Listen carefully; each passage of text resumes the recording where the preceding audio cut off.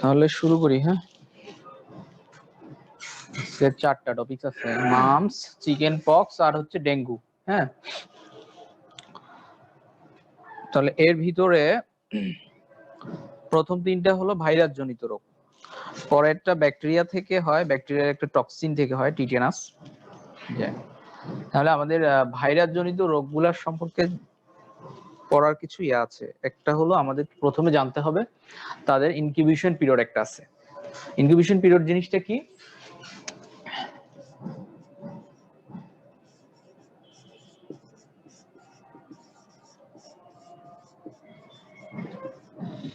এত ইম্পর্টেন্ট না, তারপরও জিনিসটা জানা ভালো, যে একটা জীবাণু শরীরে ঢোকার পর থেকে রোগের লক্ষণ প্রকাশ পাওয়া পর্যন্ত যেই সময়টা, এই সময়টাকে আমরা বলি ইনকিউবেশন পিরিয়ড। ধরেন আমার আজকে জীবাণু ঢুকছে শরীরে, ভাইরাসটা, এখন দেখা গেল যে এর সাইন সিম্পটম ভাইরাস ঢুকলে জ্বর যেগুলো হয় এগুলো দেখা গেল আমার 5 দিন পরে হলো, মানে জিনিসগুলো দেখা গেল 5 দিন পরে। তাহলে এই যে আজকে থেকে 5 দিন, এই 5 দিন হচ্ছে যেই ভাইরাসটার জন্য আমার আজকে জ্বর আসলো বা ইয়া হলো, ওর ইনকিউবেশন পিরিয়ড। বুঝছেন তো কথাটা? মানে একটা জীবাণু শরীরে ঢোকার সাথে সাথেই কিন্তু সাইন সিমটম বা রোগের লক্ষণগুলো প্রকাশ পায় না, কিছুদিন সময় নেয়। সে গিয়ে প্রথমে শরীরে ইনসাল্ট করে, মানে আমাদের যে ডিফেন্সিভ মেকানিজমটা আছে, প্রতিরোধমূলক ব্যবস্থা প্রথমে গিয়ে সে লড়াইতে আমাদের শরীর লড়াই করতে গিয়ে লক্ষণ প্রকাশ, যেমন শরীরের টেম্পারেচার বেড়ে যায়, ব্যথা হয়, ইনফ্লামেশন হয়, প্রদাহ হয় শরীরের ভিতরে, ওইখান থেকে এই জিনিসগুলো আসে। তাহলে এই যে সময়টা, মাঝখানে সময়টা, সেটাকে আমরা বলতেছি ইনকিউবেশন। তাহলে আমরা পড়ব প্রথমে হচ্ছে মামস। হ্যাঁ, আচ্ছা, এটা উনি দিয়ে জানাই না, পেন ড্রাইভটা বলো যে সেট করে দিয়ে। না, মামস হচ্ছে ওই যে গাল ফুলে যায় না ছোট বাচ্চাদের, এইখানে আমাদের থাকে হচ্ছে প্যারোটিড গ্ল্যান্ড। হ্যাঁ, এখানে কিছু টনসিল থাকে, মানে টনসিল বলতে লিম্ফ নোড আর কি, টনসিল লিম্ফ নোড, আর গ্ল্যান্ডও থাকে। মানে আমাদের পরিপাকের জন্য যে এনজাইমগুলো দরকার, আমরা পড়ছিলাম না গ্রন্থি দুই ধরনের, বহিঃক্ষরা, অন্তঃক্ষরা। বহিঃক্ষরা গ্রন্থিগুলা থেকে কি হয়, বিভিন্ন এনজাইম আসে। হ্যাঁ, এনজাইম, তারপরে ঘাম, এইগুলো সব হচ্ছে বহিঃক্ষরা গ্রন্থি। এটা তো তার ভিতর একটা বহিঃক্ষরা গ্রন্থি হচ্ছে প্যারোটিড গ্রন্থি, প্যারোটিড।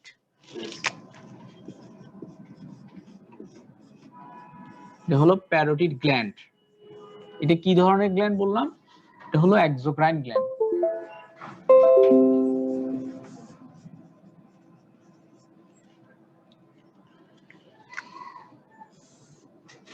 তাহলে এটার হচ্ছে আমরা মামস বলি কোনটাকে, যে প্যারোটিড গ্ল্যান্ডের পেইনফুল সোয়েলিং, এটা হচ্ছে মেইন সিমটম আর কি, মেইন লক্ষণ, এই রোগটার লক্ষণ।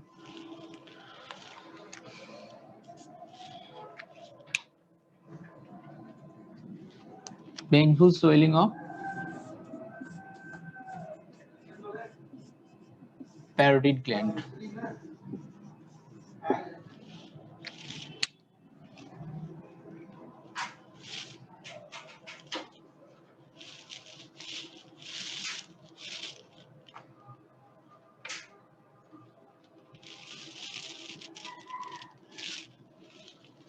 এটা কোথায় রাখলাম?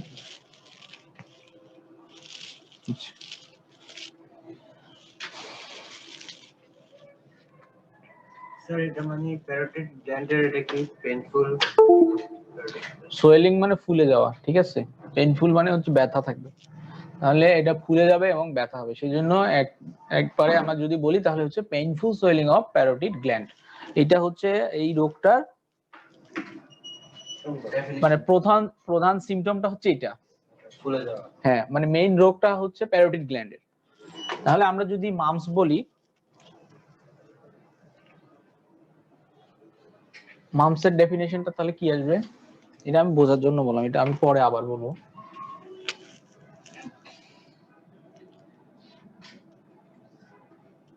আমরা প্রথমে পড়বো হচ্ছে পজিটিভ এজেন্ট।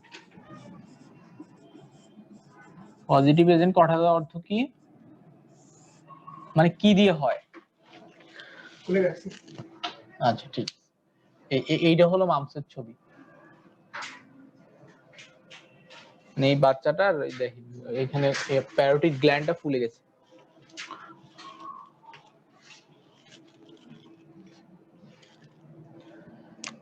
তাহলে এখানে পজিটিভ এজেন্ট আমাদের হচ্ছে মামস ভাইরাস। এই ভাইরাসটার নামই হলো মামস ভাইরাস, ঠিক আছে?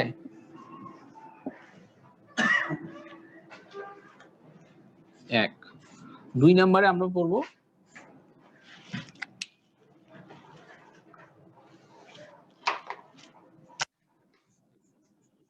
Incubation period. এটার ইনকিউবেশন পিরিয়ড কত? সাধারণত এটা 15 থেকে 20 দিন, 18 দিন আর কি, 18 ডেজ পরে প্রকাশ পায় লক্ষণ, রোগের লক্ষণটা।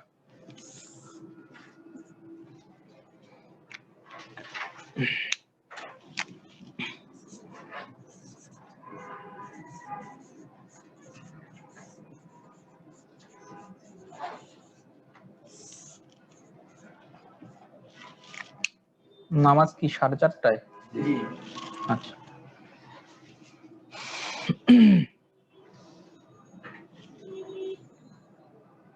15 থেকে 18 দিনের মধ্যে এটা ধরা খায় না, ধরা না, মানে ধরো 15 দিন আগে ভাইরাসটা ঢুকছে, আজকে থেকে তার এই প্যারোটিড গ্ল্যান্ডটা ফুলে যাবে, ব্যথা হবে, বাকি আর যেগুলো লক্ষণ থাকে। তাহলে আমরা 1 নাম্বার লক্ষণ যেটা বললাম যে পেইনফুল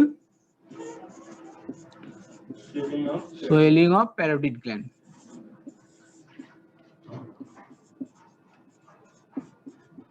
প্যারোটিড গ্ল্যান্ড এটা 75% কেজে, মানে 75% বাচ্চার বা মানুষের ক্ষেত্রে বাইল্যাটারাল হয়। বাইল্যাটারাল মানে কি? দুই পাশেই হয়। 75% কেস কি হয়? বাইল্যাটারাল, ঠিক আছে?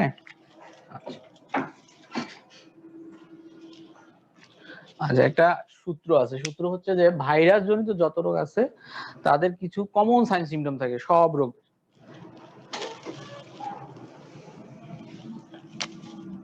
এক হলো ফিভার থাকবে, হ্যাঁ,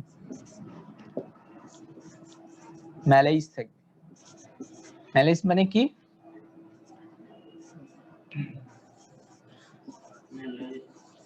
হ্যাঁ, পুরো শরীরে ব্যথা করবে, মাসেল গুলো ব্যথা করবে, হ্যাঁ,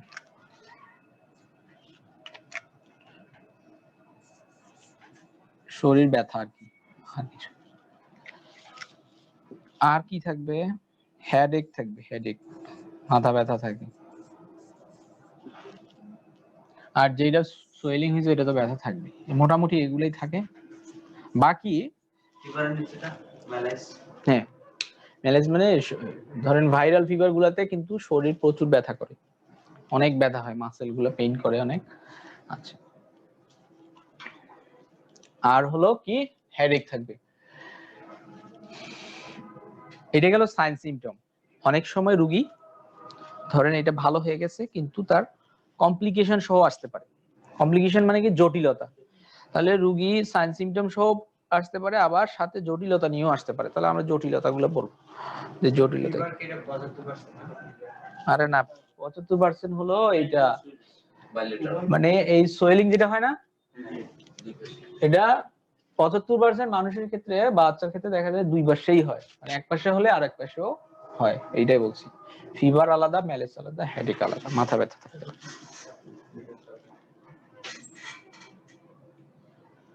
তাহলে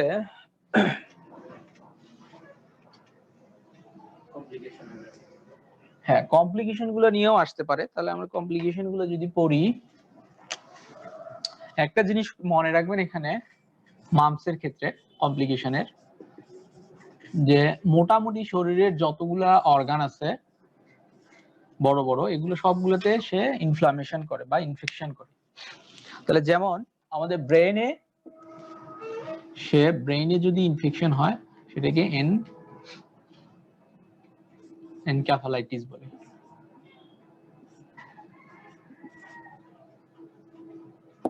ঠিক আছে। আর তারপরে হলো যদি আমাদের লিভারে হয় তাহলে কি হয়? হেপাটাইটিস। তারপরে যদি প্যানক্রিয়াস, প্যানক্রিয়াস বুঝছেন তো কোনটা? হ্যাঁ, অগ্নাশয়, প্যানক্রিয়াটাইটিস হইতে পারে। হয়ে গেছে না?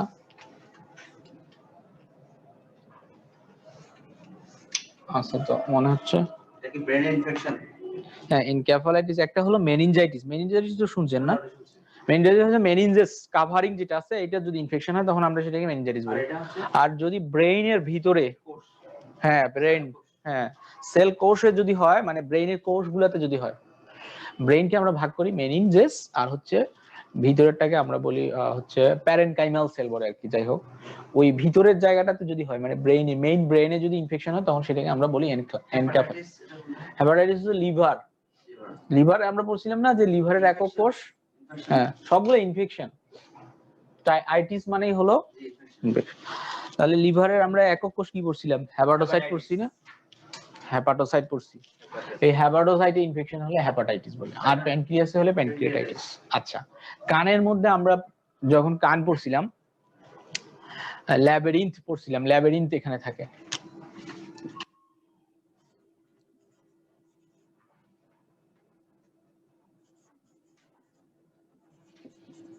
এটাকে ল্যাবিরিন্থাইটিস বলে। এটা আপনি সহজ করে মনে রাখেন যে কানে যদি ইনফেকশন হয়, মানে কানের আমাদের মধ্যকর্ণের মধ্যে কিছু জিনিস আছে না, ইউট্রিকুলাস, সেগুলাস, পেঁচানো পেঁচানো, এগুলাতে ইনফেকশন হলে তখন আমরা ল্যাবিরিন্থাইটিস বলবো। আচ্ছা, মধ্যকর্ণে তো হাড় থাকে। মধ্যকর্ণে না, ওই অন্তকর্ণে আর কি, অন্তকর্ণে, অন্তকর্ণের মধ্যে। তাহলে এই এই জিনিসগুলো মোটামুটি, ল্যাবেরিন, হ্যাঁ ল্যাবিরেনথাইটিস, ঠিক আছে না? আর আর এরপরে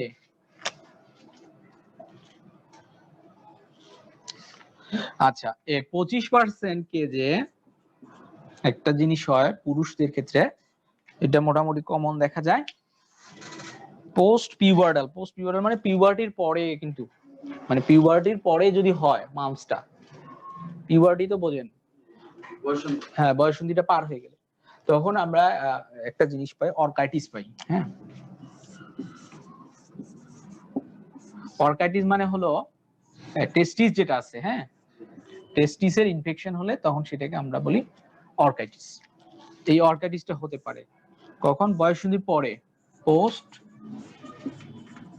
পিউবার্টাল। পোস্ট পিউবার্টাল মানে পিউবার্টির পরে যদি হয় সেই ক্ষেত্রে এটা হতে পারে। আচ্ছা, আর মেয়েদের ক্ষেত্রে যদি প্রেগন্যান্সি ফার্স্ট ট্রাইমেস্টারে হয়, ফার্স্ট ট্রাইমেস্টার মানে আমরা সাধারণত বলি যে 12 সপ্তাহ পর্যন্ত আর কি, প্রথম 12 সপ্তাহের মধ্যে যদি এই মামসের ইনফেকশন হয় সেই ক্ষেত্রে ট্রাইমেস্টার, সেই ক্ষেত্রে বাচ্চার কিছু ইয়া হতে পারে, কনজেনিটাল অ্যানোমালি বা সমস্যা হতে পারে। এরপরে হলে সমস্যা হয় না সাধারণত।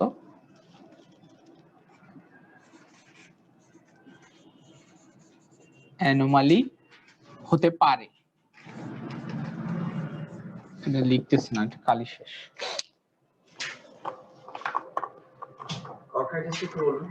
অর্কাইটিস হচ্ছে যে অন্ডকোষ যেটা আছে না, ওইটাতে যদি ইনফেকশন হয় তখন এটাকে অর্কাইটিস বলে, এই টার্মটাকে। হ্যাঁ, টেস্টিসের মধ্যে এটা অর্কাইটিস বলে। এটা 25% ক্ষেত্রে হতে পারে। কখন?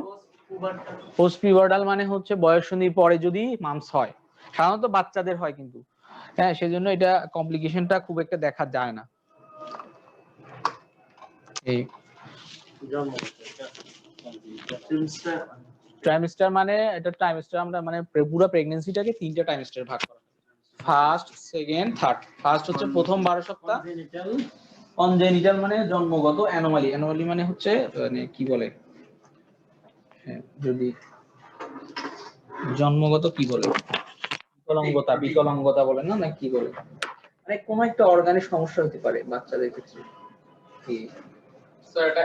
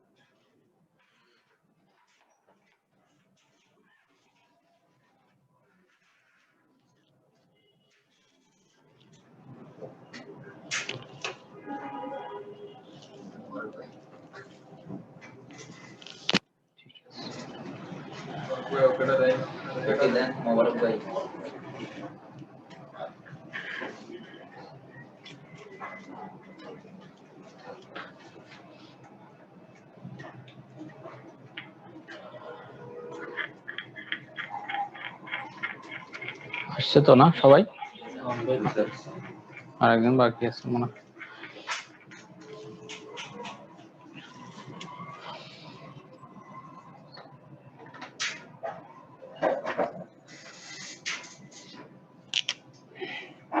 আচ্ছা, এগুলো ডায়াগনোসিস কিন্তু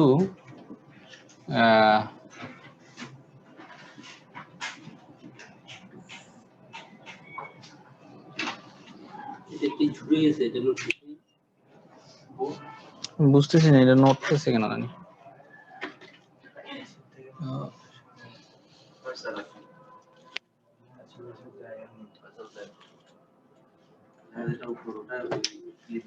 এই যে এটার উপরে যাবে,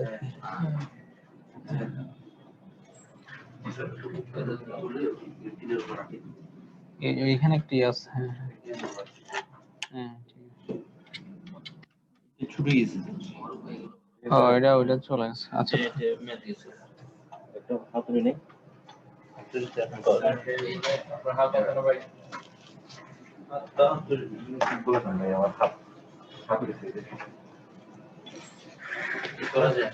আচ্ছা, ডায়াগনোসিস এগুলো কিন্তু ক্লিনিক্যাল, বুঝছেন নি? মানে এরকম কোনো পরীক্ষা টরীক্ষা করতে হয় না আসলে, করে খুব লাভ নেই। মানে এত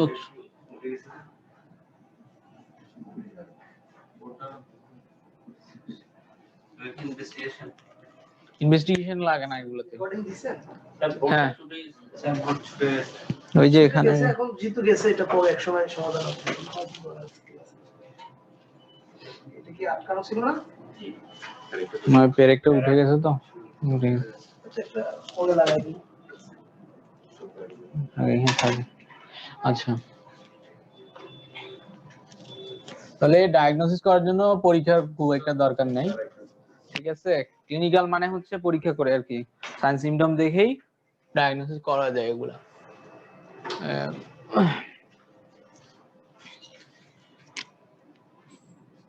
ডায়াগনোসিস বলতে কি পরীক্ষা নিরীক্ষা? মানে ডায়াগনোসিস কথাটার অর্থ হচ্ছে আমি রোগটা নির্ণয় করা আর কি। তাহলে এই রোগটা তো পরীক্ষা করার খুব একটা দরকার নেই। আর ভাইরাস জনিত রোগগুলাতে সাধারণত খুব একটা পরীক্ষার দরকার হয় না ম্যাক্সিমাম ক্ষেত্রে।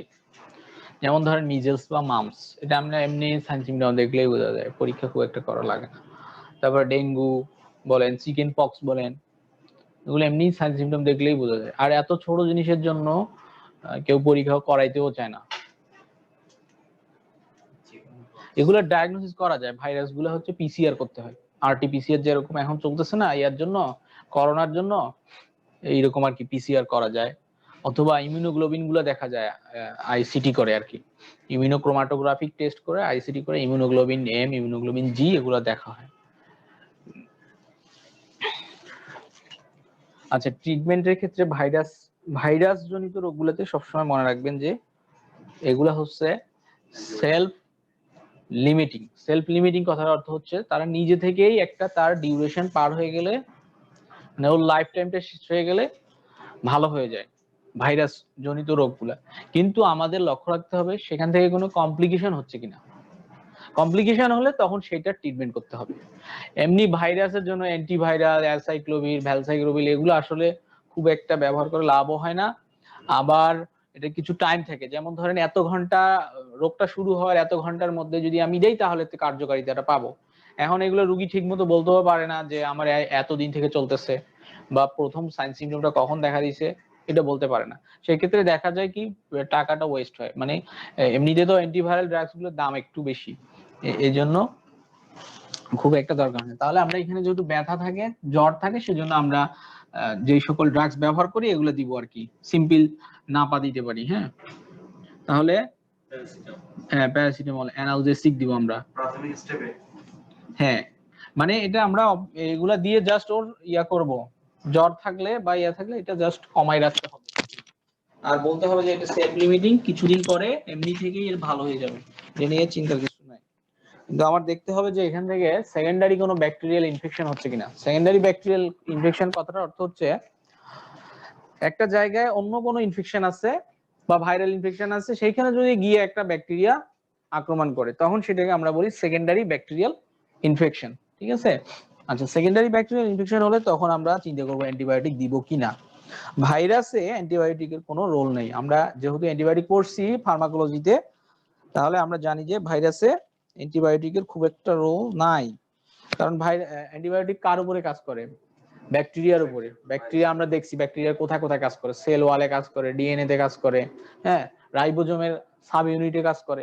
কিন্তু ভাইরাসের কিন্তু এগুলো নাই। ভাইরাস বলতে গেলে কখনো বলা হয় এটা জীবিত, কখনো বলা হয় মৃত। কাজে এর উপরে আমরা অ্যান্টিবায়োটিকটা ওয়েস্ট করার কোনো দরকারই নেই। আমি কখন দিব? যখন চিন্তা করব যে সেখান থেকে কোনো ব্যাকটেরিয়াল সেকেন্ডারি ব্যাকটেরিয়াল ইনফেকশন হয়েছে কিনা, সেই ক্ষেত্রে আমরা অ্যান্টিবায়োটিক দেব। তাহলে ইনফেকশনগুলো কোথায় হয় যেখানে বললেন সেকেন্ডারি? হ্যাঁ হ্যাঁ, এই যে ইনফেকশন গুলো হয়েছে না, তখন আমরা ওইটা ইয়া অনুযায়ী ট্রিটমেন্ট করতে হবে। মানে কমপ্লিকেশন অনুযায়ী তার স্পেসিফিক ট্রিটমেন্ট করতে হবে আর কি। আচ্ছা, তাহলে এখানে আমরা সিম্পল অ্যানালজেসিক দিব। অ্যানালজেসিক মানে কি? ব্যথা। হ্যাঁ, অ্যানালজেসিক। স্টেরয়েড এগুলো দেওয়া যাবে না এখানে। নন স্টেরয়েডাল গুলোও দেওয়া যাবে না, সিম্পল নাপা টাপা এগুলো দিতে হবে। আচ্ছা, মানে আমরা ট্যাবলেট নাপা দিব, সিম্পল, শেষ, আর কিছু দেওয়া লাগবে না।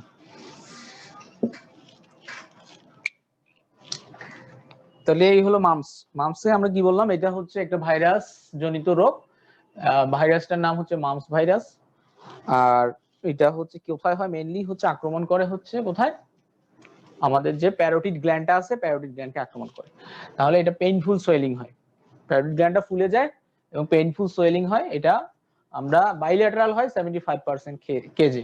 আচ্ছা, এটার কমপ্লিকেশনের মধ্যে একটা জিনিস মনে রাখবেন যে বেশি ম্যাক্সিমাম যে সকল আমাদের অর্গান আছে শরীরের মধ্যে, এগুলাতে ইনফেকশন হয় বা ইনফ্লামেশন হয়। আর কমন যেটা 25% কেজি অর্কাইটিস হইতে পারে, যেটা পোস্ট পিউবার্টালের ক্ষেত্রে। আর প্রেগন্যান্সির ক্ষেত্রে আমরা সতর্ক থাকবো কখন? যখন যদি প্রথম টাইমেস্টারে যদি মায়ের যদি হয়, মামস হয়, সেক্ষেত্রে আমাদের সতর্ক থাকতে হবে। বাচ্চার কোনো কনজেনিটাল অ্যানোমালি হতে পারে ফার্স্ট টাইমেস্টার, মানে প্রথম 12 সপ্তাহের দিকে আর কি, 12 বা 15 সপ্তাহ। সেক্ষেত্রে কোনো ওষুধ দেওয়া যায়? সেইটা হলে মানে তখন হয়তো গাইনোকোলজিস্টের বা ইয়ার কনসালটেশন লাগবে, তার আগে লাগবে না, তবে খুব একটা হয় না। আচ্ছা, এখন আমরা আসি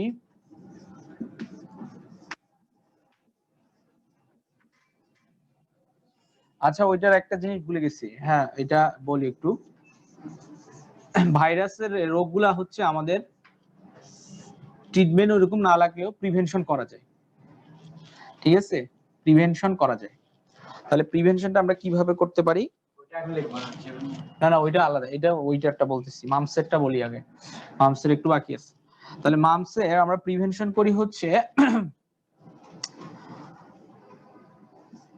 MMR ভ্যাকসিন দেওয়া হয়। ঠিক আছে? ভ্যাকসিন দিয়ে, MMR ভ্যাকসিন। এটা ওই বাচ্চাদের দিয়ে দেওয়া হয় এখন, যে এপিআই শিডিউল আছে, এপিআই শিডিউল অনুযায়ী দিয়ে দেয়। বাচ্চাদের শিশুকালে? হ্যাঁ, শিশুকালেই দিয়ে দেয়। সেজন্য এগুলা খুব একটা এখন হয় না, মামস এখন খুব কম, রেয়ার। MMR মানে হচ্ছে মিজেলস, মামস, রুবেলা, এই তিনটে একসঙ্গে কম্বিনেশন হিসেবে থাকে। আবার MR এখন ভ্যাকসিন চালু হয়েছে আলাদা করে, মিজেলস আর রুবেলা আলাদা। এটা একটা ক্যাম্পেইন চলতেছে এখন। রুবেলা আর একটা রোগ আর কি, এটা হচ্ছে, এটাও ভাইরাস জনিত। আর মিজেলস তো হাম।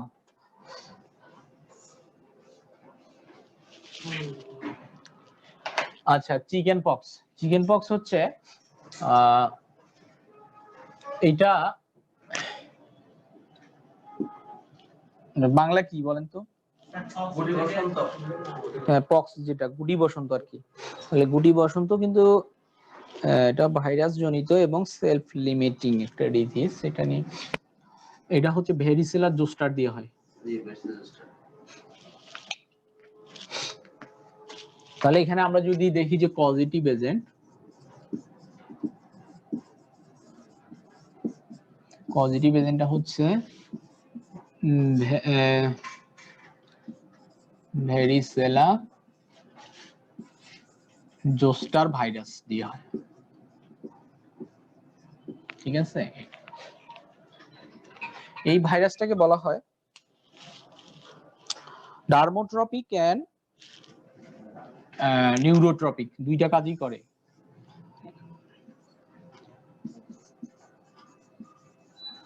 ডার্মোট্রপিক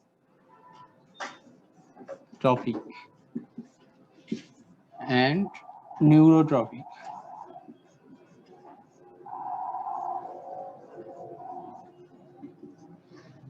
এই ডার্মো কথাটার অর্থ বুঝছেন? ডার্মো মানে হচ্ছে ডার্মিস আর কি, স্কিন। আর এটা নিউরো মানে হচ্ছে নিউরন। ট্রফিক কথাটার অর্থ হচ্ছে কোনো কিছুর প্রতি আকর্ষণ থাকা আর কি। তাহলে এদের আকর্ষণ থাকে মেইনলি স্কিন আর হচ্ছে নিউরনের প্রতি। কথাটা বুঝতে পারছেন নি? হ্যাঁ, না মস্তিষ্ক না, যে কোনো জায়গায় মেইনলি স্কিনের নিচে যে সকল নিউরনের প্রতি তাদের আকর্ষণ থাকে বেশি, আর হচ্ছে ডার্মোট্রপি। তবে নিউরনেরটা হ্যাঁ মানে এই ভাইরাসে মানে ট্রপিক কথাটার অর্থ কোনো কিছুর প্রতি আকর্ষণ থাকা। হ্যাঁ, আমরা বলি না ট্রপিক্যাল এরিয়া, এরকম আর কি। তাহলে এই ট্রপিক কথাটার অর্থ হচ্ছে আকর্ষণ। তাহলে এদের এই ভাইরাসটা মেইনলি আমাদের শরীরের মেইনলি কিন্তু ডার্মিস বা স্কিনটাকে সে আক্রমণ করে, আর নিউরনেও করে কিন্তু এটা খুব কম। এই জন্য ডার্মোট্রপিক নিউরোট্রপিক দুইটাই, মানে দুইটা ক্যারেক্টারিস্টিক্সে ওর আছে। এটা গেল। তাহলে আমাদের এটার ইনকিউবেশন একটা পিরিয়ড আছে, এটা নিচে এটা লিখবো না? হ্যাঁ, আর এটা বোঝার জন্য আমি লিখছি ইনকিউবেশন পিরিয়ড। এটার 11 থেকে 20, কিন্তু আমরা 11 থেকে 20 মনে থাকা কঠিন, এই জন্য 10 থেকে 20 লিখবো। সমস্যা নেই, এগুলো ভেরি করে।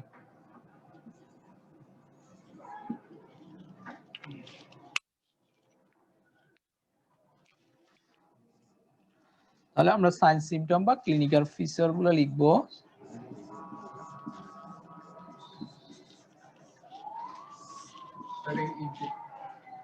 ইনকিউবেশন পিরিয়ডটা আমি বুঝাইছি প্রথমে, মানে 10 দিন পরে আর কি। হ্যাঁ 10 দিন বা 20 দিন, 10 থেকে 20 দিনের মধ্যে সেটা ইয়া হবে, বোঝা যাবে। ইনকিউবেশন পিরিয়ড না, ইনকিউবেশন এটা সি, এটা সি, এটা বুঝাইলাম প্রথমে, আপনি প্রথম ছিলেন না। আচ্ছা, ইনকিউবেশন পিরিয়ড হচ্ছে ওই সময়টাকে আমরা বলতেছি যেটা একটা ভাইরাস যখন শরীরে ঢোকে সাথে সাথেই কিন্তু রোগের লক্ষণগুলা প্রকাশ পায় না, কিছুদিন পরে লক্ষণ প্রকাশ পায়। তাহলে এই যে ভাইরাস ঢুকলো, মনে করেন আজকে ভাইরাস ঢুকলো, 5 দিন পরে লক্ষণ প্রকাশ পাইলো, এই 5 দিন যে লক্ষণহীন থাকলো এই সময়টাকে আমরা বলি ইনকিউবেশন পিরিয়ড। আচ্ছা, এখন আসি আমরা সাইন সিমটম। এইখানে আমাদের সাইন সিমটম গুলোর মধ্যে ভাইরাসের আমি বলছি কমন কিছু সাইন সিমটম থাকবে। ভাইরাস ইয়া হলে হ্যাঁ ফিভার, হেডেক, ম্যালেস এগুলো তো থাকবে। সঙ্গে এটা করবে কখন? এই বলতেছি ম্যালেস এগুলা থেকে মানে প্রথম দিকে কিছু প্রোডার্মাল সিনড্রোম, মানে এই ধরনের কিছু সাইন সিমটম দিয়ে শুরু হবে প্রথম 1-2 দিন, তারপরে স্কিনের লিশন গুলো দেখা যাবে। তাহলে স্কিনের জিনিসটা কিভাবে শুরু হয় এটা আমি একটু বলি যে হ্যাঁ আমরা বই পড়ছি তো, ছোটবেলায় বই পড়ছি যে মানে চিকেন পক্সের ভাইরাসটা সংক্রমণ হয় যখন গুটি শুকিয়ে যাওয়ার সময়।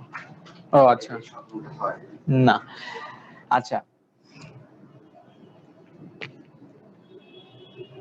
তাহলে এরকম কিছু সাইন সিমটম দিয়ে শুরু হবে, তারপরে আমাদের স্কিনের নিশন গুলো আসবে। স্কিনের নিশন গুলাকে আমরা বলতেছি কি ধরনের, প্রথমে একটা র্যাশের মতো দেখা যাবে, সাধারণ র্যাশ যেরকম হয় না, তারপরে ওই র্যাশটা আস্তে আস্তে ভেসিকল হবে। ভেসিকল মানে হচ্ছে আমরা ওই যে ইয়া বলি না, ফোসকা বলি না বাংলায়, এটাকে ভেসিকল বলা হয়। তারপরে ভেসিকল গুলো আস্তে আস্তে ফেটে যায়, একটার পর একটা ফেটে যায়, ঠিক আছে। এইভাবে 2 থেকে 4 দিন পরে প্রথমে যেগুলো উঠছে এগুলো ফেটে যায়, আবার নতুন করে তৈরি হয়। মানে যতদিন চলে প্রসেসটা, ধরেন 10 দিন বা 15 দিন চললো, এইরকম করে হয়। মানে 2 দিন 4 দিন পরে যেগুলো তৈরি হয়েছে এগুলো ফেটে যাবে, আবার নতুন করে হবে, এইরকম। তাহলে প্রথমে একটা ছোট একটা র্যাশের মতো হয়, র্যাশের মতো হয়ে ওইখান থেকে একটা ভেসিকল তৈরি হয়, ভেসিকলটা ইয়া হয়, ইরাপশন হয়ে যায়। ইরাপশন হয়ে যাওয়া মানে কি, মানে উঠে যাওয়া আর কি, ফেটে যাওয়া। তাহলে এদের ডিস্ট্রিবিউশনটা কিরকম হয়, আমরা কথাটা বলা হচ্ছে সেন্ট্রিপেডাল বলে, সেন্ট্রিপেডাল। মানে সেন্টার থেকে পেরিফেরির দিকে যায়। সেন্টার মানে বুঝতে পারছেন, আমাদের বডি যে ট্রাঙ্কটা আছে এইটা সাধারণত এই জায়গাগুলোতে বেশি হয়, আর লিম্ব গুলাতে, হাত পা গুলাতে কম হয়। এই জন্য বলতেছি আমরা সেন্ট্রিপেডাল। সেন্ট্রিপেডাল মানে কি, সেন্টার থেকে পেরিফেরির দিকে ছড়াই যাওয়া, মানে এই দিক থেকে শুরু হয়, আস্তে আস্তে এইদিকে কমতে থাকে আর কি। তাহলে আমি বললাম, ওইটা আমি লিখলাম না, কিন্তু ওটা আপনারা বাংলায় লিখে নিতে পারেন যে র্যাশ মানে স্কিন লিশনটা কিরকম হবে। হ্যাঁ, স্কিন লিশন, লিশন মানে হচ্ছে ক্ষত বা ইয়া কি এরকম বলে। তাহলে স্কিন লিশন গুলো আমি বললাম যে প্রথমে একটা র্যাশ, সিম্পল র্যাশ হবে, যেমন মিজেলসে হয় লাল লাল র্যাশ, এরকম হবে। ওইটা আস্তে আস্তে একটু বড় হবে, বড় হয়ে ভেসিকল হবে। ভেসিকল মানে কি, যেগুলোর ভিতরে পানি থাকে অথবা পুজ থাকে। পুজ থাকে সেটাকে আমরা পাস্টুল বলি, কিন্তু ভেসিকল হচ্ছে ওই ইয়া থাকে। পরে এটা কি হয়, ফেটে যায়। আর এটা গেল স্কিন লিশনের। তারপরে হচ্ছে সাথে থাকে ইন্টেন্স ইচিং থাকে। হ্যাঁ, ITCHING, ইচিং। তাহলে ইচিং থাকবে। এখন ইচিং থাকলে যেটা হয়, সমস্যা যেটা হয়, হ্যাঁ হ্যাঁ, এগুলো সিমটমে ইচিং থাকে। এই ইচিং এর কারণে আমরা একটা কমপ্লিকেশন পাবো চিকেন পক্সের। সেটা হচ্ছে যখন সে হাত দিয়ে চুলকায়, তখন হাত থেকে ব্যাকটেরিয়া এখানে গিয়ে সেকেন্ডারি ব্যাকটেরিয়াল ইনফেকশন করতে পারে। তাহলে এখানে একটা কমপ্লিকেশন আসবে, এটা ঠিক আছে। আচ্ছা, মোটামুটি এগুলাই সাইন সিমটমের মধ্যে।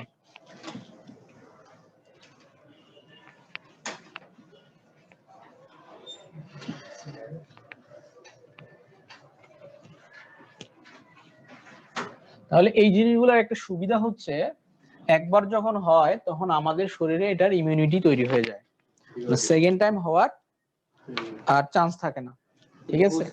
হ্যাঁ, হয় কারণ দেখা যায় ওর ইমিউনিটি যেটা ডেভেলপ করে, ওইটা যেই পরিমাণ ইয়া থাকার কথা ওইটা আস্তে আস্তে কমে যায়। যেমন করোনা ভাইরাসের এখন গবেষণায় দেখা গেছে প্রথমবার যদি হয় সেক্ষেত্রে 6 মাস পর্যন্ত তার মানে যথেষ্ট ইমিউনিটিটা থাকে, আস্তে আস্তে সেটা কমে যায়। মানে আমাদের ইমিউনিটিটা হচ্ছে, ধরেন যখন চিকেন পক্স দিয়ে ইনফেকশন হলো, ওর বিরুদ্ধে কিছু অ্যান্টিবডি তৈরি হবে, ইমিউনোগ্লোবিন এম, ইমিউনোগ্লোবিন জি, এগুলা অ্যাকিউট স্টেজে ইমিউনোগ্লোবিন এম তৈরি হয়, অ্যাকিউট মানে কয়েকদিন, আর ক্রনিক স্টেজে ইমিউনোগ্লোবিন জি থাকে। তাহলে জি অ্যান্টিবডিটা থাকে।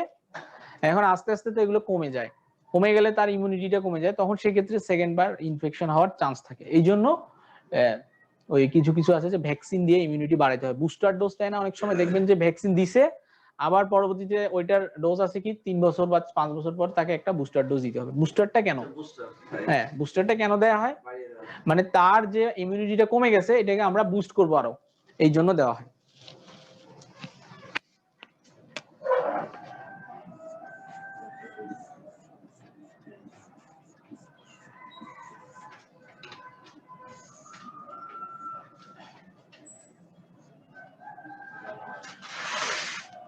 কমপ্লিকেশনের মধ্যে আমরা 1 নাম্বার যেটা বললাম যে সেকেন্ডারি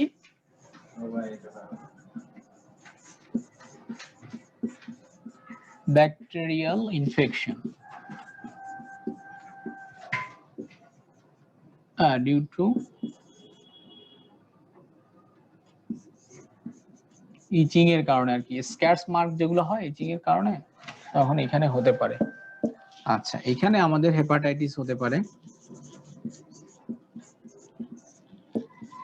নিউমোনাইটিস হতে পারে, নিউমোনাইটিস মানে নিউমোনিয়া আর কি।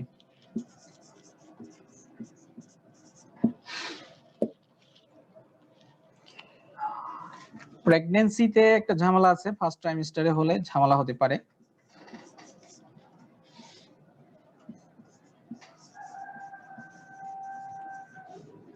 ফার্স্ট ট্রাইমেস্টারটা কেন ইম্পর্টেন্ট? এখানে হচ্ছে অর্গানোজেনেসিস হয় মানে শেষের দিকে, সেই জন্য এটা ইম্পর্টেন্ট।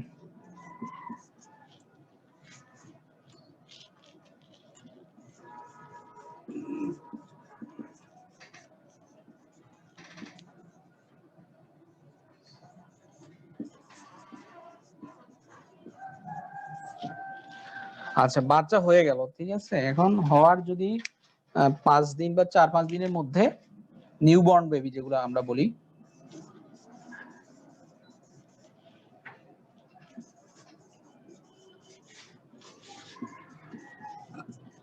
উইদিন 5 ডেজ বা 4 ডেজ যদি হয়, সেই ক্ষেত্রে কমপ্লিকেশন হতে পারে, ঠিক আছে। এই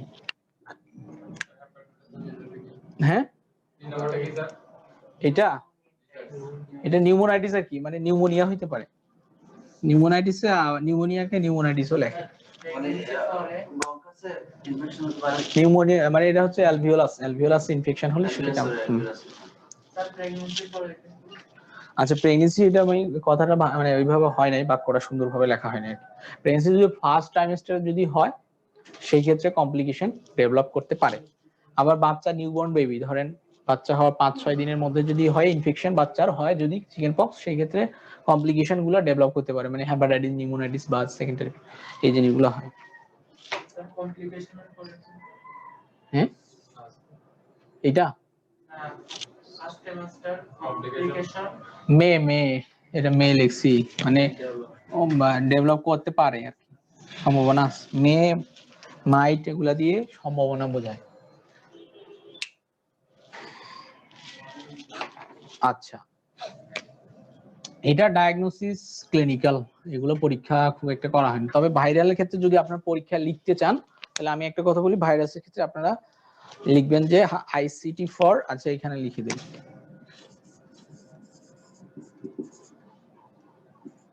তাহলে মেইনলি হচ্ছে ক্লিনিক্যাল। এছাড়া যদি আমরা পরীক্ষা করতে চাই, সেই ক্ষেত্রে আমরা আইসিডি করতে পারি। আইসিডি ফর কি কি? ইমিউনোগ্লোবিন এম করা যায়, ইমিউনোগ্লোবিন জি, এগুলো করা যাইতে পারে। এখানে আমরা ইয়া নিব কোন থেকে, স্যাম্পল নিব কোথা থেকে? ওই যে ভেসিকল গুলো আছে না, ভেসিকল গুলোর ভিতরে তো পানি থাকে, এইটা নিয়ে আমরা পরীক্ষা করতে পারি আর কি। পোস্টার মধ্যে যে হ্যাঁ ওইটা আর কি। এটা আইসিটি মানে হচ্ছে ইমিউনোক্রোমাটোগ্রাফিক টেস্ট। হ্যাঁ, ইনভেস্টিগেশন যদি করতে চাই, মানে পরীক্ষা লিখবেন, এটা এমনি রোগীকে দেওয়ার কোনো দরকার নেই, এটা ক্লিনিক্যালি আপনি বুঝে যাবেন, বাচ্চার মাই বলবে। হ্যাঁ, ইমিউনোগ্লোবিন এম, এটা আইজি দিয়ে ইমিউনোগ্লোবিন বোঝায়, আর এম মানে বললাম একুটি, আর ক্রনিক হলে ইমিউনোগ্লোবিন জি থাকে। এই দুই ধরনের ইমিউনোগ্লোবিন সাধারণত হয়। আরো আছে ইমিউনোগ্লোবিন ই আছে, এ আছে। হ্যাঁ,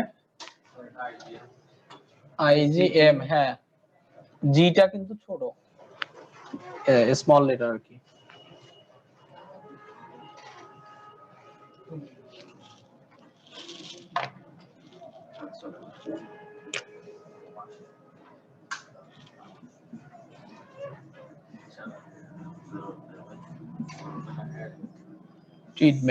ট্রিটমেন্টে আমরা নাপা দিব, শুধু নাপা দিব।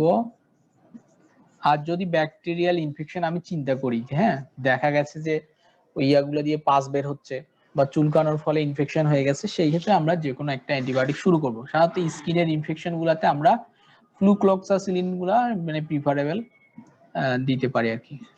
হ্যাঁ, ফ্লুক্লক্স বা এই জাতীয় গুলা দিব। ফ্লুক্লক্সাসিলিনের ডোজ কিরকম? দিনে কয়টা খাইতে হবে?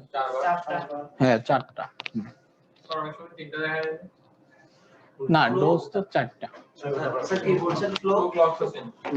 হ্যাঁ, ফ্লুক্লক্সাসিন। তো এটার সাথে একটা লোশন দেয় দেখা যায় প্যাটার্ন এগুলা হচ্ছে আপনার মানে পেশেন্ট কমপ্লায়েন্স অনুযায়ী, মানে পেশেন্টকে ইয়া করার জন্য আলটিমেট, হ্যাঁ আলটিমেট কোনো ইয়া নেই। ইনফেকশন হলে হ্যাঁ ইনফেকশন হলে দিব, না হলে না হলে দরকার নেই, না হলে আমি রোগীকে কাউন্সিলিং করব যে আপনি ইনফেকশনটা মানে কোথায় কোথায় ইনফেকশনটা বুঝবে কি করে? ইনফেকশনটা মানে কোথায় হলে যে আমরা এটা দিই? ইনফেকশন তো এগুলো তো স্কিন লিশন সব, জি জি স্কিনে যখন দেখবেন যে যেগুলো ভেসিকল আছে ফুসকা ফুসকা দিয়ে পুজ বের হচ্ছে, তাহলে আপনি বুঝে গেলেন যে ভিতরে ইনফেকশন আছে, বা চুলকাইতে চুলকাইতে এক জায়গায় ঘায়ের মতো হয়ে গেছে, তাহলে সেই ক্ষেত্রে দিনের জন্য দিব কোনটা 7 দিন 5 দিন কোনো সমস্যা নাই, এটা রোগীর ইয়া অনুযায়ী দিব আর কি। চুলকানির জন্য কিছু দিতে হবে না কিসের? চুলকানির জন্য আচ্ছা আচ্ছা, চুলকানির জন্য দিতে পারেন, চুলকানির জন্য যে কোনো একটা অ্যান্টিহিস্টামিন দিব আমরা, অ্যান্টিহিস্টামিন যেগুলো আছে এগুলো দিতে পারি, সমস্যা নেই। অ্যান্টিহিস্টামিন দিলে দুইটা সুবিধা হচ্ছে, বাচ্চা টাচ্চা হলে তো ঘুমাবে একটা, এক 2 নাম্বার হচ্ছে চুলকানিও থাকবে না।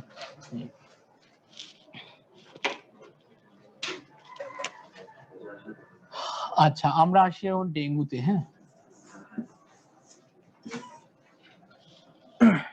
ডেঙ্গু তো সবাই পরিচিত, গত বছর ডেঙ্গু অনেক ইয়া করছে, এবার করোনার কারণে ডেঙ্গু কিন্তু আছে এবারও, এবার ডেঙ্গুতে অনেক লোক মারা গেছে, কিন্তু করোনার কারণে ডেঙ্গু ওভারল্যাপিং হয়ে গেছে কি বোঝা যাচ্ছে না। হ্যাঁ হুম? আরে ডেঙ্গু হয়তো নাকি বাইরে বের হতে নাকি, মশা তো বাসার আশেপাশেই থাকে। হ্যাঁ বাসাই থাকে। আচ্ছা না ঢাকায় অনেক ডেঙ্গু হয়েছে এবার, কিন্তু বোঝা যায় নাই মানে, আর ঢাকায় তো এবার মানুষ ছিল না, অনেক মানুষ কম ছিল আর কি, হ্যাঁ সব গ্রামে চলে গেছে তো এই জন্য জিনিসটা এত ইয়া হয়, নাহলে ডেঙ্গু এবার ইয়া ছিল। আচ্ছা এটা পজিটিভ এজেন্ট হচ্ছে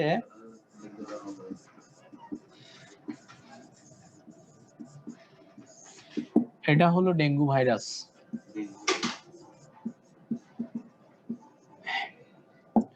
ডেঙ্গু ভাইরাস এখানে আমরা 4 ধরনের ডেঙ্গু ভাইরাস আছে, এগুলাকে এভাবে লেখে ডেন এ, না ডেন এ নাকি ডেন 1 মনে হয়, 1 2 3 4। এইখান থেকে 2 নাম্বারটা মানে রিকারেন্ট হইতে পারে, রিকারেন্ট মানে বুঝতে পারছেন, মানে ওই সেম টাইপ দিয়ে একাধিকবার হতে পারে, কিন্তু বাকিগুলোতে এই সম্ভাবনাটা কম, বাকিগুলোতে একটা দিয়ে একবারই হয়, তবে ড্যান 2টা বারবার হওয়ার সম্ভাবনা আছে ওই একই স্ট্রেইন দিয়ে আর কি। এখানে আমাদের একটা ভেক্টর থাকে, ভেক্টর মানে যে যার মাধ্যমে জিনিসটা আমাদের শরীরে ঢোকে সেটাকে আমরা বলি এডিস মশা।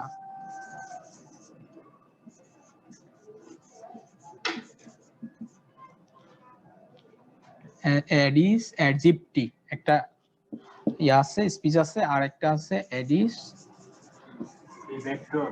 হ্যাঁ এলবো পিকটাস, এগুলো দুই ধরনের মশা আর কি, এগুলো আলাদা প্রজাতি। এটি আমাদের এখানে অ্যাজিপ্টিটা বেশি পাওয়া যায় বাংলাদেশ।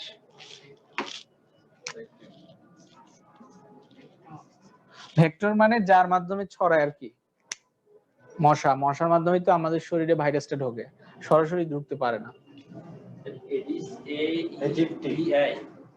এটা AIDS এডিস AEGYP TI, আর এডিস অ্যালবোপিক্টাস, এগুলো বৈজ্ঞানিক নাম আর কি।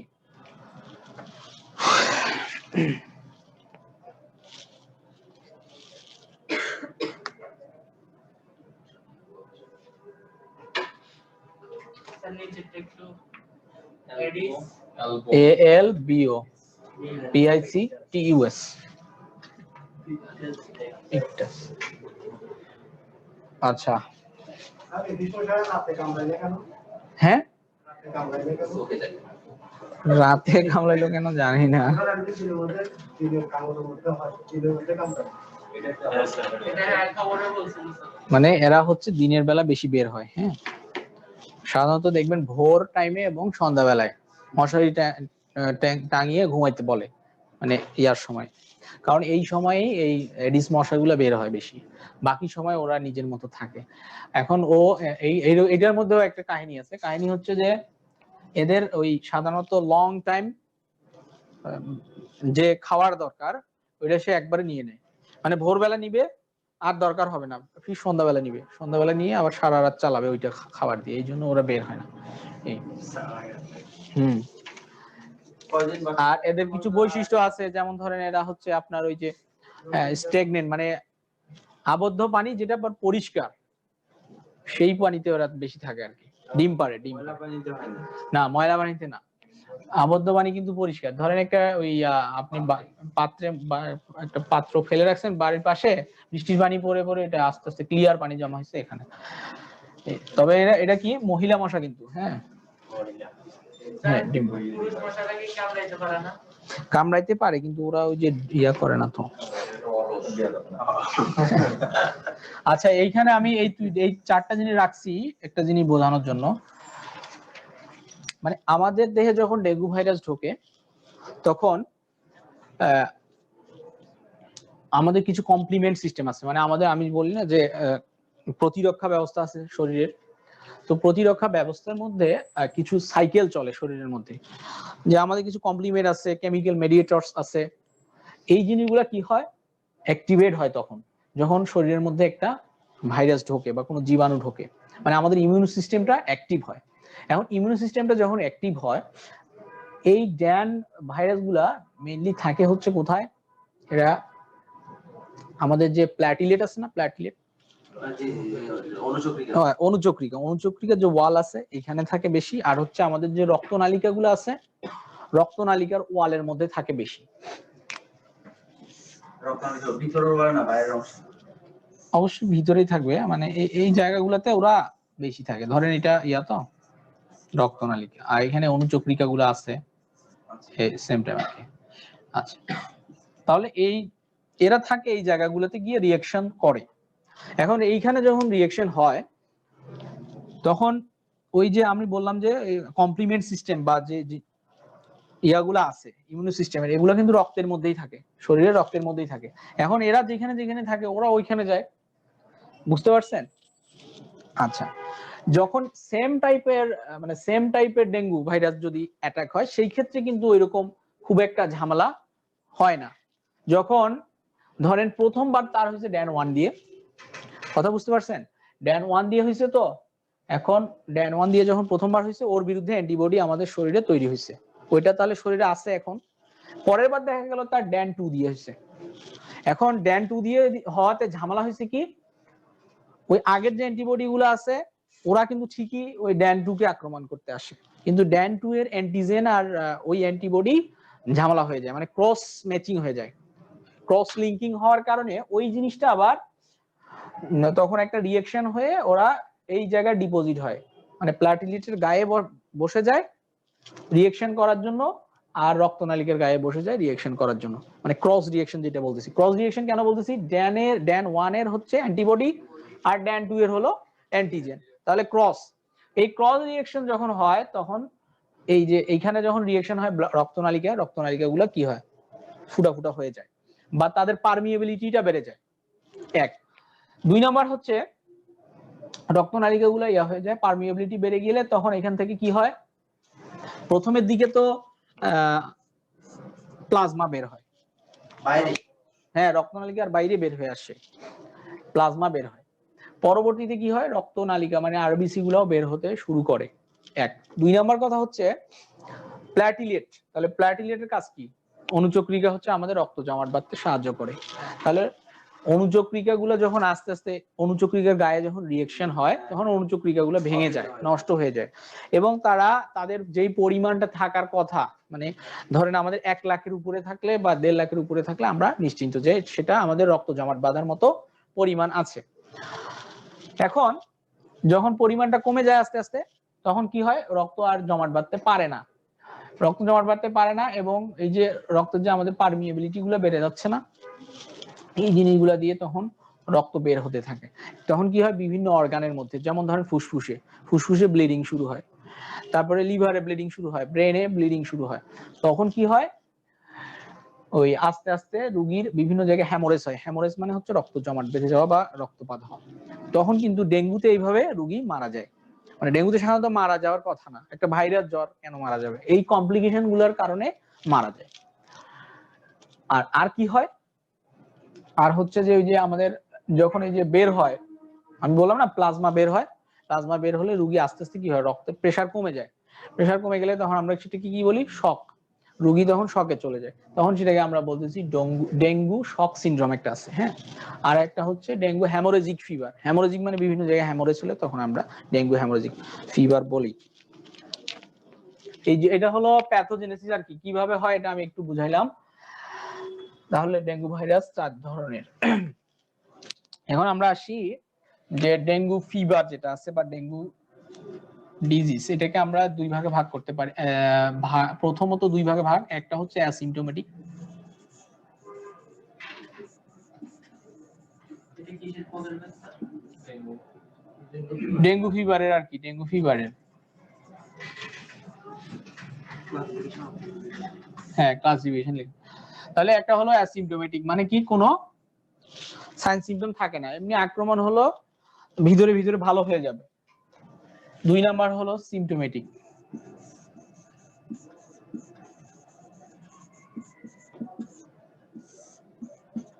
সিম্পটোমেটিকের আবার আমরা কয়েকটা ভাগ করতে পারি, একটা হচ্ছে classical,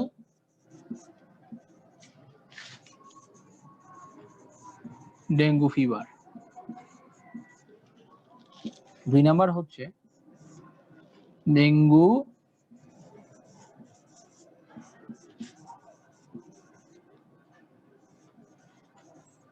haemorrhagic fever.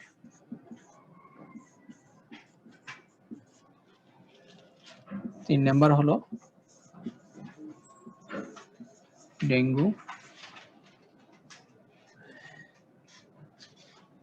Dengue haemorrhagic fever with শক। এটা আরেকটা নাম, এটা আরেকটা নাম হচ্ছে অর ডেঙ্গু শক সিনড্রোম বলে, বা ডিএসএস, ডেঙ্গু শক সিনড্রোম সংক্ষেপে। ডেঙ্গু হ্যামোরেজিক ফিভারটাকে ডিএইচএফ, ডেঙ্গু হ্যামোরেজিক ফিভারও বলে। তাহলে এগুলো কিন্তু বোঝা যাচ্ছে, আমি এতক্ষণ যে জিনিসগুলো বলছি কখন কোনটা বলবো। ক্লাসিক্যাল মানে কোনো ব্লিডিং ক্লিডিং নাই, শকও নাই, শুধু একটা ভাইরাল ফিভারের যে সকল সাইন সিম্পটম থাকে এইটা ক্লাসিক্যাল। ডেঙ্গু হ্যামোরেজিক ফিভার যখন অল্প অল্প ব্লিডিং শুরু হয়েছে, মানে র্যাশ দেখা যাচ্ছে, ঠিক আছে, তার মানে এটা হচ্ছে হ্যামোরেজিক ফিভার। বা আর ডেঙ্গু শক সিনড্রোমটা কি, এটা মানে শেষ স্টেজ আর কি, শকে চলে যাবে রোগী। 1 2 নাম্বার হচ্ছে বিভিন্ন জায়গায় ব্লিডিং শুরু হবে। এই স্যার এগুলা কিসের সেম দ্বিতীয়টা নাকি প্রথম? দ্বিতীয়টা, এটা দ্বিতীয়টা ABC।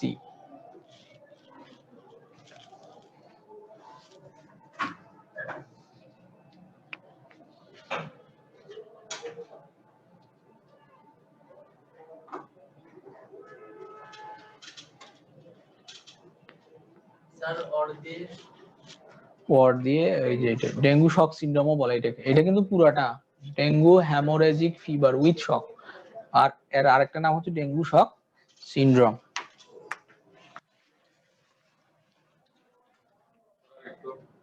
ঠিক আছে, আচ্ছা। তাহলে আমরা সাইন সিম্পটমের ক্ষেত্রে মেইনলি এগুলা তো বোঝাই যাবে, ডেঙ্গু হ্যামোরেজিক ফিভার হলে কি কি হবে। তাহলে সাইন সিম্পটমের ক্ষেত্রে আমরা ক্লাসিক্যালের মেইনলি কিছু সাইন সিম্পটম পাবো। 1 নম্বর হচ্ছে ফিভার থাকে এখানে, সাথে থাকে আমাদের ম্যালেজ থাকবে, আর্থ্রালজিয়া থাকবে।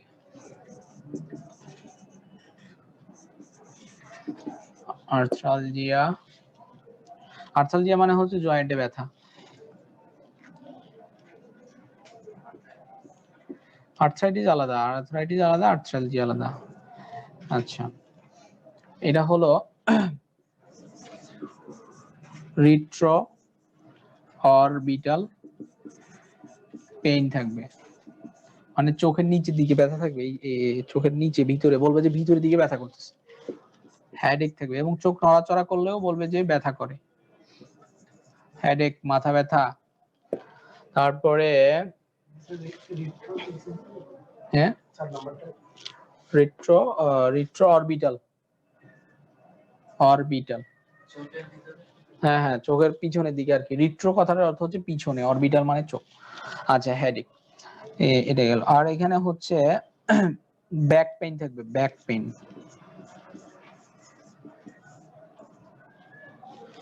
এই ডেঙ্গু ফিভারে শরীরে ব্যথা থাকে অনেক বেশি, মনে হবে যে তার পুরো শরীর মানে মেরুদণ্ড পুরো ভেঙে ফেলতেছে। এই জন্য এটার আরেকটা নাম হচ্ছে হ্যাঁ রিট্রো অরবিটাল, অরবিটাল। এই জন্য এই ফিভারটার আরেকটা নাম দেওয়া হয় যে ব্রেক বোন ফিভার। ব্রেক বোন মনে হচ্ছে হাড় ভেঙে ফেলবে, এরকম ব্রেক বোন ফিভার বলা হয় এটাকে। আচ্ছা এই ফিভারের একটা প্যাটার্ন আছে, প্যাটার্নটাকে বলা হয় saddle back fever. Saddle back, saddle back কথাটার অর্থ হচ্ছে, আমি বলি জিনিসটা, যে প্রথমে ধরেন জ্বর আসলো, তাহলে জ্বর হয়ে 3-4 দিন জ্বর থাকবে, 3-4 দিন জ্বর থাকার পর চলে যাবে, 2 দিন বা 3 দিন আবার ভালো থাকবে, আবার জ্বর আসবে। এই প্যাটার্নটাকে বলা হয় স্যাডেল ব্যাক ফিভার। এই জন্য বলা হয় এই ফিভারটাকে বলা হয় স্যাডেল ব্যাক ফিভার। আর ব্রেকবোন ফিভার কেন বললাম এটাকে, প্রচুর ব্যথা থাকে, মনে হবে হাড় ভেঙে ফেলতেছে এইরকম ব্যথা, সেই জন্য এটাকে আমরা বলছি ব্রেক মানে কি ভেঙে ফেলা, বোন মানে হাড়, তাহলে ব্রেকবোন ফিভার। এই জিনিসগুলো থাকবে। এছাড়াও রোগী কমপ্লিকেশন নিয়ে আসতে পারে, যেমন শক নিয়ে আসলো, ব্লিডিং সাথে শক নিয়ে আসলো, ঠিক আছে।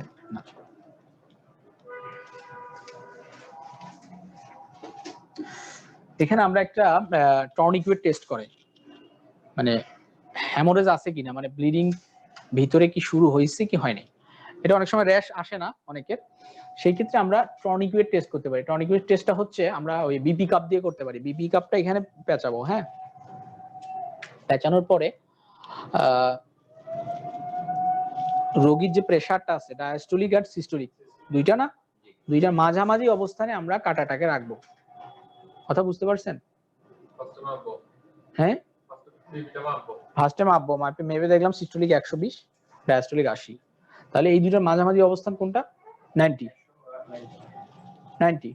তাহলে 90 তে আমরা 90 বা 85 এ দুইটা মাঝামাঝি অবস্থানে, হ্যাঁ 100 যাই হোক যেটা হোক, ওইখানে আমরা কাঁটাটা রেখে 1 মিনিট বা 1 মিনিট থেকে 3 মিনিট, এক্সাক্ট মনে নেই আমার, এরকমই হবে, রাখতে হবে।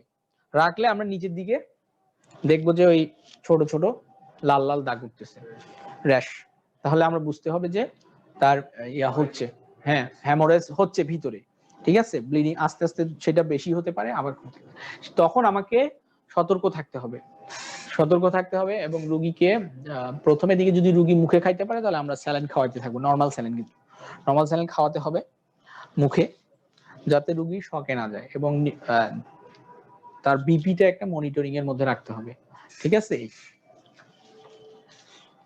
তাহলে এই গেল আমাদের সাইন সিমটম।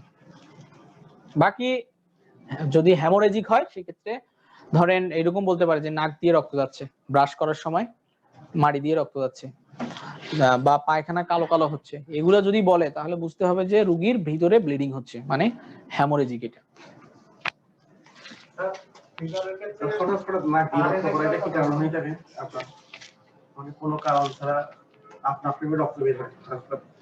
এখন নাক দিয়ে রক্ত যাওয়ার অনেক কারণ থাকতে পারে, ধরেন অনেকের হাইপারটেনশনের কারণে, হ্যাঁ জোরে নাক ঝাড়া দিলে বের হয়ে যেতে পারে, অথবা বিভিন্ন হ্যাঁ ইয়া থাকতে পারে, অথবা এখানে আঘাত পেতে পারে, এই ধরনের কোনো সমস্যা আছে। আচ্ছা আচ্ছা, কালো হলে কি এটা ধরতে হবে? হ্যাঁ ডেঙ্গু জ্বর আছে, পায়খানা কালো কালো হচ্ছে, তাহলে বুঝতে হবে যে ঝামেলা আছে। নরমালি কালো হবে সমস্যা, ক্যালসিয়ামের অভাব কি ভিটামিনের অভাব এগুলো কি বোঝা যাবে কিসের? এই পরীক্ষা দিলে?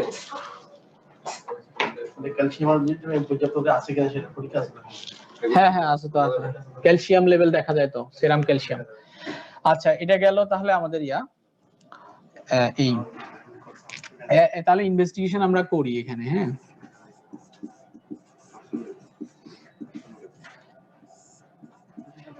তাহলে প্রথম সাধারণত 1 থেকে 3 দিনের মধ্যে হলে আমরা একটা অ্যান্টিজেন করি, NS1 অ্যান্টিজেন, এটা ডেঙ্গু ভাইরাসের অ্যান্টিজেন। এরপরে ধরেন 5 দিনের পর থেকে আমরা আইসিটি করি, আইসিটি ফর ডেঙ্গু। এইখানে দেখা হয় হচ্ছে ইমিউনোগ্লোবিন এম, ইমিউনোগ্লোবিন জি, এগুলো দেখা হয়। NSI না? হ্যাঁ, NS1 এটা হচ্ছে নন স্ট্রাকচারাল প্রোটিন আর কি বলে, নন স্ট্রাকচারাল প্রোটিন, নন স্ট্রাকচারাল প্রোটিন এইচ, এটা অ্যান্টিজেন আর কি, ওই ইয়ার গায়ে থাকে, ডেঙ্গু ভাইরাসের গায়ে থাকে।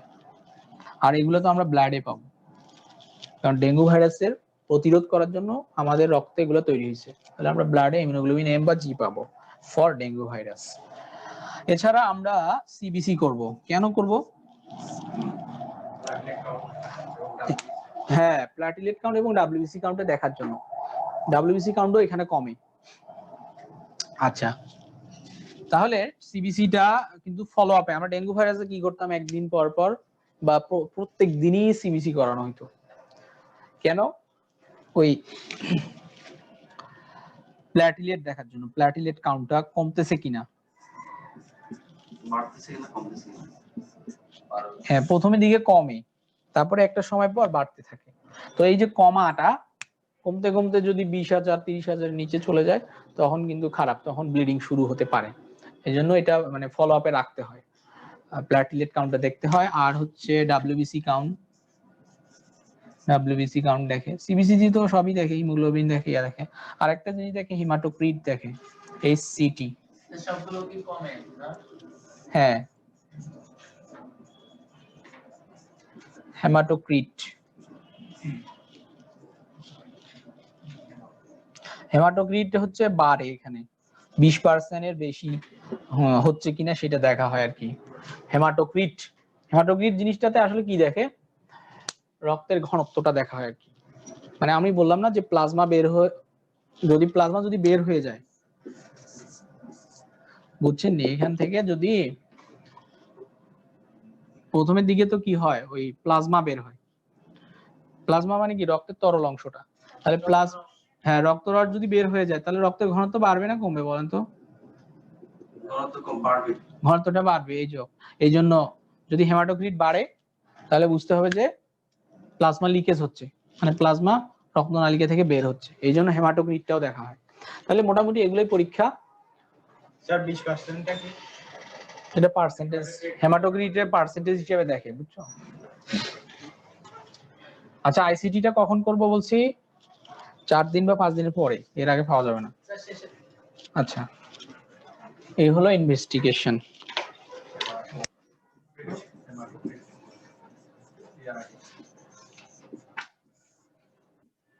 ট্রিটমেন্ট কিছুই না, যদি ক্লাসিক্যাল ডেঙ্গু ফিভার হয় সেক্ষেত্রে আমরা এখানে কিছু সতর্কতা অবলম্বন করতে হবে। 1 নাম্বার হচ্ছে আমরা কোনো অ্যান্টিবায়োটিক এগুলো কিছু দেওয়া যাবে না। তারপর হচ্ছে কোনো ধরনের ইন্ট্রামাসকুলার ইনজেকশন দেওয়া যাবে না, কথা বুঝছেন নি? ইন্ট্রামাসকুলার ইনজেকশন দেওয়া যাবে না, ইন্ট্রামাসকুলার, ইন্ট্রাভেনাস, কারণ ব্লিডিং শুরু হলে আমি বন্ধ করতে পারবো না।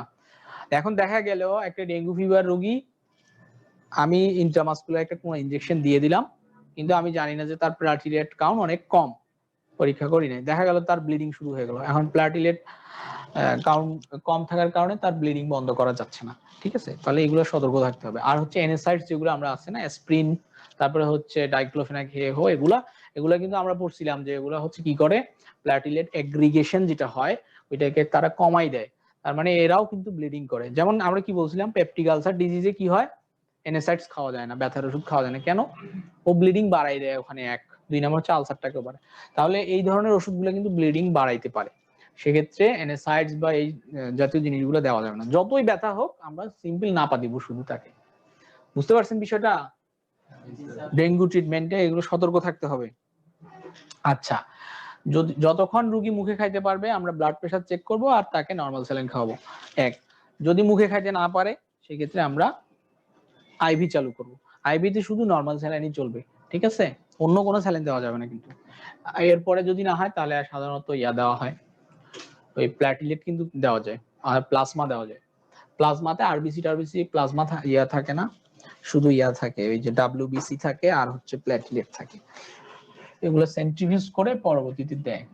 এই হলো ট্রিটমেন্ট। ট্রিটমেন্ট সম্পর্কে আমি লিখলাম না মোটামুটি। আর যদি শক টক নিয়ে আসে তাহলে তো এগুলা হসপিটালে পাঠাইতে হবে। এগুলো প্রোটোকল অনুযায়ী ট্রিটমেন্ট আছে, মানে ডেঙ্গু নিয়ে একটা ডেঙ্গুর প্রোটোকল আছে, ডেঙ্গু ম্যানেজমেন্টের প্রোটোকল নিয়ে একটা বই আছে।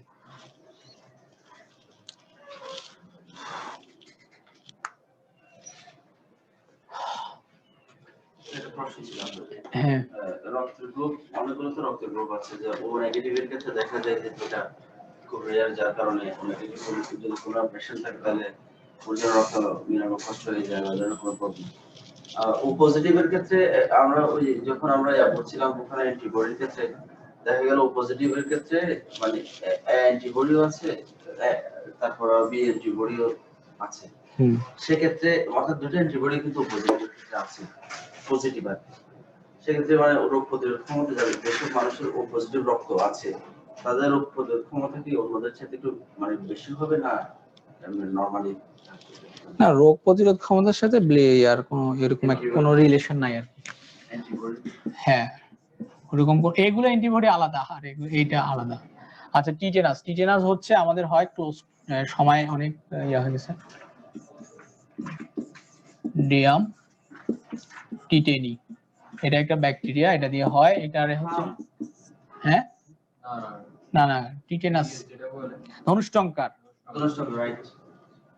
টিটেনো টি, এটা একটা ওদের একটা ইয়া থাকে, হ্যাঁ কি বলে স্পাসমিন, টিটেনো স্পাসমিন নামে তাদের একটা অ্যান্টিজেন থাকে। এইটা কি করে এখানে ঝামেলা করে। আচ্ছা, আমি এই জিনিসটা একটু বুঝাবো তাড়াতাড়ি করে।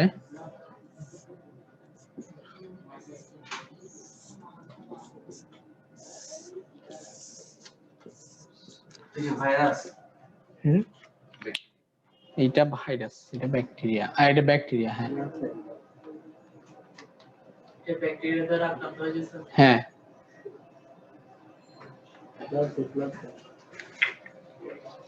তাহলে টিটেনাস ভাইরাসটা সাধারণত ঢোকে হচ্ছে আমাদের ওই বিভিন্ন যে কাটা গেলে, মানে মাটিতে থাকে সাধারণত, এরা স্পোর হিসেবে থাকে। ক্লোস্ট্রিডিয়াম টিটেনি ভাইরাস ব্যাকটেরিয়াটা স্পোর তৈরি করে থাকে আর কি মাটিতে। যখন কোনো জায়গায় কাটা যায় তখন ওই দিক দিয়ে শরীরের মধ্যে ঢুকে যায়, ঠিক আছে। এই জিনিসটা দেখেন যে শরীরের মধ্যে ঢুকে গেলে তখন ও রক্ত দিয়ে, এরা সাধারণত নার্ভে গিয়ে কাজ করে, নার্ভ। তাহলে আমাদের কিছু আছে আপার মোটর নিউরন, কিছু আছে লোয়ার মোটর নিউরন। মানে নিউরনকে আবার দুই ভাগে ভাগ করা যায়, আপার মোটর, লোয়ার মোটর। এইখানে ছবিটা দেখেন, এই দুইটা নিউরন হচ্ছে আপার মোটর, এই নিউরনটা হচ্ছে লোয়ার মোটর। লোয়ার মোটর হচ্ছে মাসেলের কাছাকাছি থাকে, মাসেলে গিয়ে থাকে। তাহলে আমাদের এই মাসেলে যে ও কাজ করবে, ঠিক আছে, ওর কাজটাকে এই আপার মোটর নিউরন গুলো নিয়ন্ত্রণ করে। নিয়ন্ত্রণ করে কিভাবে? একজন স্টিমুলেশন দেয় নির্দিষ্ট পরিমাণে, তখন মাসেল কন্ট্রাকশন হয়। একজন কি করে? ইনহিবিট করে, মানে বাধা দেয় যেন বেশি স্টিমুলেশন না হয়। তাহলে এই দুই মিলে ও একটা কন্ট্রোল সংকোচন প্রসারণ করে মাসেলে। এখন কোনো কারণে যদি এই আপার মোটর নিউরনে যদি ঝামেলা হয়, মানে এই ইনহিবিটরিটা যদি বন্ধ হয়ে যায়, মানে এই যে ঢুকলো না ক্লোস্ট্রিডিয়াম টিটেনি, টিটেনোস্পাজমিন দিয়ে কি করে ও এই মাসেল থেকে ও পিছন দিকে যায়, পিছন দিকে গিয়ে লোয়ার মোটর থেকে আপার মোটরে ঢুকে। আপার মোটরটাকে ঢুকে ও কি করে, এইখান থেকে যে নিউরোট্রান্সমিটার রিলিজ হয়, এই নিউরোট্রান্সমিটারটা বন্ধ করে দেয়। তখন এ কি করবে, এর উপর যে এই আপার মোটর নিউরনের যে একটা ইনহিবিটরি প্রভাব ছিল সেটা আর থাকে না। তখন কি হয়, শুধু স্টিমুলেশন আসে এবং সে বেশি বেশি করে সংকোচন প্রসারণ হতে থাকে। এই জন্য তখন স্পাজম হয়, মানে খিচুনি যে হয়, খিচুনি মাসেল কন্ট্রাকশন হয়। তাহলে এই কারণে কিন্তু, তাহলে টিটেনোস্পাজমিন গিয়ে কি করে, ইনহিবিটরি আপার মোটর নিউরনকে বন্ধ করে দেয়, তখন লোয়ার মোটর নিউরন বেশি বেশি কাজ করে। এবং ওই লোয়ার মোটর নিউরন যে সকল জায়গায় সাপ্লাই দেয় এগুলাতে বেশি বেশি কন্ট্রাকশন হয়। সাধারণত আমাদের ট্রাঙ্ক, মানে এই যে ফেস আর হচ্ছে ট্রাঙ্ক, ট্রাঙ্ক মানে বডি, বডির যে মাসেল গুলা থাকে এগুলাতে আক্রমণ করে বেশি। তাহলে কি হয় দেখেন, জ মাসল যেগুলো আছে এখানকার, এই মাসল যখন স্পাজম হয় তখন এটাকে আমরা বলি লক জ বলে। হ্যাঁ, এই যে স্পাজম হলে লক জ হয়ে যায়, মানে এটা যখন কন্ট্রাক্ট করে থাকে তখন রোগী মুখ খুলতে পারে না, জ ইয়া হয়ে গেল। তারপরে এই যে এই ছবিটা কিন্তু বোঝা যাচ্ছে না, এই ছবিটাতে কি হয়, পিছনের মাসল গুলো যখন কন্ট্রাক্ট করে না তখন ধনুকের মতো বেঁকে যায়, জাস্ট ধনুকের মতো বেঁকে যাবে, এই জন্য এখান থেকে নামটা আসছে যে ধনুষ্টঙ্কার। কথা বুঝতে পারছেন? আমি একটু তাড়াহুড়ো করে বলাচ্ছি, সময় কম তো এই জিনিসটা। তাহলে এই বেঁকে যায় মানে পিছনের যদি পেশিগুলা সংকোচন হয় বেশি তাহলে কি হবে, আপনি আলটিমেট বেঁকে যান। তাহলে এটাকে বলা হচ্ছে এই টার্ম গুলা, কিছু টার্ম গুলার কিছু ইয়ে আছে, নাম আছে এই জিনিসগুলো। আমি যে বললাম যে লক জ, এটাকে আরেকটা নাম বলে ট্রিসমাস, তারপরে ওপিস্থোটোনাস, এগুলো কিছু টার্ম আছে। হ্যাঁ, তাহলে এই যে লক জ হয়ে যাওয়াটাকে আমরা বলি ট্রিসমাস বা লক জ, আর ওপিস্থোটোনাস হচ্ছে যেটা ওই যে পিছনের দিকে বেঁকে যায় না, সেটাকে ওপিস্থোটোনাস সাইন বলে বা লক জ।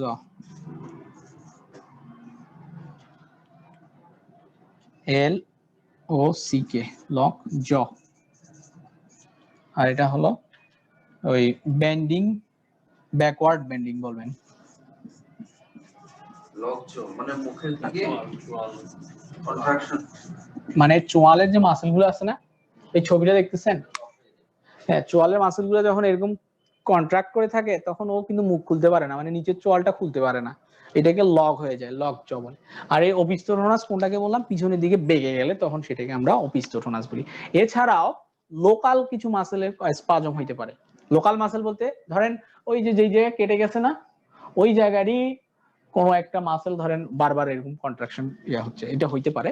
কিন্তু বেশি খারাপ হচ্ছে এগুলার ক্ষেত্রে বেশি খারাপ, এগুলা চিকিৎসা করতে হবে হসপিটালে গিয়ে, অনেক সময় এই যে এটা খুব খারাপ হয়, এটা আইসিইউ তে নিতে হয়। তাহলে বোঝা গেছে বিষয়টা আসলে কি হয়।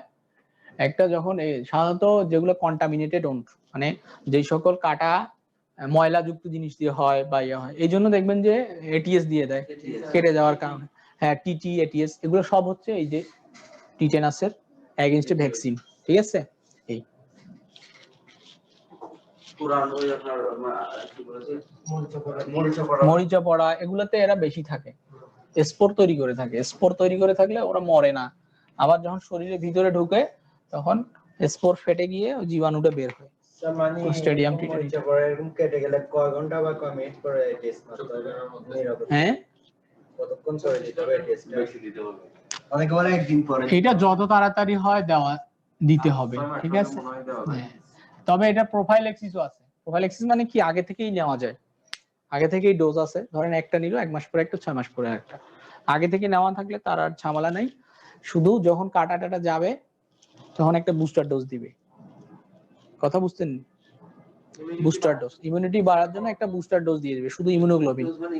ইনজেকশন, হ্যাঁ ইনজেকশন, আইএম ইনজেকশন দেয়, এগুলা আইএম ইনজেকশন দেওয়া হয়। ঠিক আছে, এগুলো কি কি জানো নাম, ভ্যাক্সিটেড না কি কি আছে নাম। এটা তো কাটার পরে ব্যবহার করা হয়, হ্যাঁ, যেটা আগে থেকে নেওয়া হয়। এখানে দুইটা আছে, একটা হচ্ছে টিটি আর একটা দেখবেন যে টিটিআইজি লেখে। ঠিক আছে, এই টিটিআইজি আর টিটি, এটা হলো টিটেনাস টক্সয়েড, টিটেনাস টক্সয়েড, আর এটা হলো টিটেনাস ইমিউনোগ্লোবিন। হ্যাঁ ইমিউনোগ্লোবিন, আইজি তে ইমিউনোগ্লোবিন। তাহলে আমরা সাধারণত প্রোফাইলেক্সিসের জন্য টিটেনাস টক্সয়েডটা দেই, মানে টিটি ইনজেকশন বা টিটি এর ট্রিটমেন্ট। হ্যাঁ হ্যাঁ, এটা বললাম যে আজকে একটা দিল তো, 1 মাস পরে একটা, 6 মাস পরে একটা, এটা একটা ডোজ আছে, মানে যদি প্রোফাইলেক্সিস দেয়। সাইন সিনড্রোম গুলো তো বললাম এই যে ছবিতে, দুইটাই ইন্টারমাসকুলার, দুইটাই ইন্টারমাসকুলার দিব।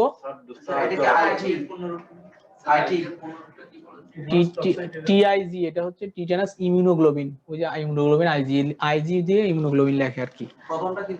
আর এটা হচ্ছে টিটি, টিটি মানে টিটেনাস টক্সয়েড।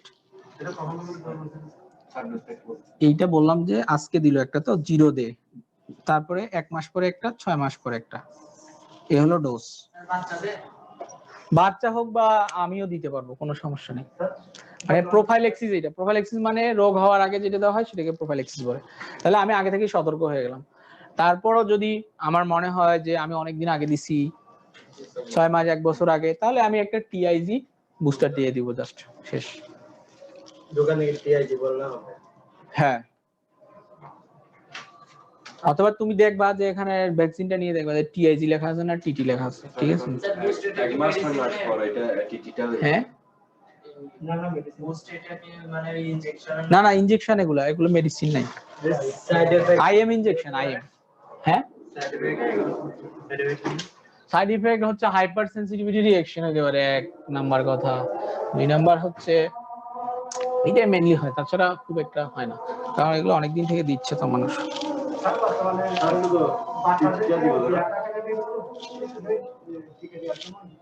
শিশুদের এখন ইপিআই শিডিউলে মনে হয় টিটি টিকা আছে কিনা আমার ঠিক মনে নেই, এটা দেখতে হবে। হ্যাঁ হ্যাঁ হ্যাঁ, ইপিআই শিডিউলে টিটিটা নাই, পরে দেয় আর কি। মানে এটা সঠিক